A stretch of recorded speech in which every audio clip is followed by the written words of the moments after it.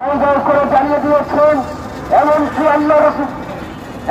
আল্লাহ রাসূল সাল্লাল্লাহু আলাইহি ওয়াসাল্লামের ওয়ারিসগণ আলেমদের বুকে এবং মাথায় আঘাত করেন, ইতিহাসের নির্মম এক ইতিহাস তৈরি করেছেন।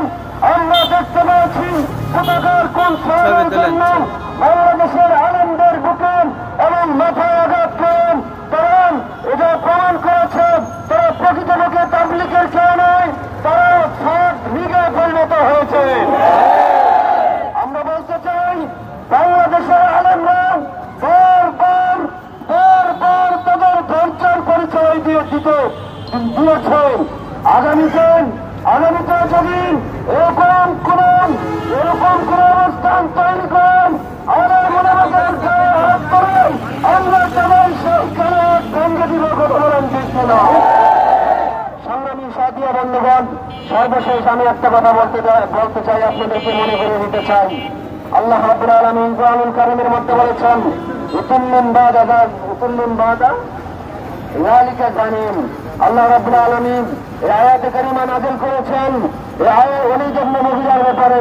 কারণ ওলীদ ইবনে মুগীরা আল্লাহ রাসূল সাল্লাল্লাহু আলাইহি ওয়াসাল্লামকে গালি দিয়েছে। এই আয়াতে কারিমার মাধ্যমে বোঝা যায় এই আয়াতে কারিমা শুধু আল্লাহ রাসূলের যুগের মধ্যে সীমাবদ্ধ নয়, বরং আল্লাহ রাসূলের উত্তরসূরি যুগের হকপন্থী উলামায়ে কেরাম, এই উলামায়ে কেরামকে যদি সেই ওলীদ ইবনে মুগীরার কুলাঙ্গারের বংশধররা গালি কিংবা গায়ে হাত তোলেন, তারা ওলীদ ইবনে মুগীরার মতো যার সন্তান হিসাবে পরিগণিত কথা বলেন ঠিক কিনা?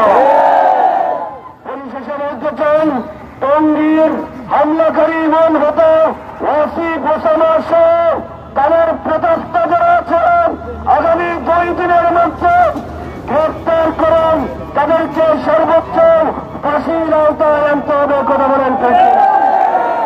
আমি আপনাদেরকে বলতে চাই, ওলামা পরিষদ শিমুলিয়া ইউনিয়নের পক্ষ থেকে যদি আগামীতে ডাক দেন, কর থেকে এতাদিদেরকে বের করুন, সাতপন্থীদেরকে বের করুন, তাদেরকে প্রশাসনের হাতে তুলে দেন, দিতে হবে।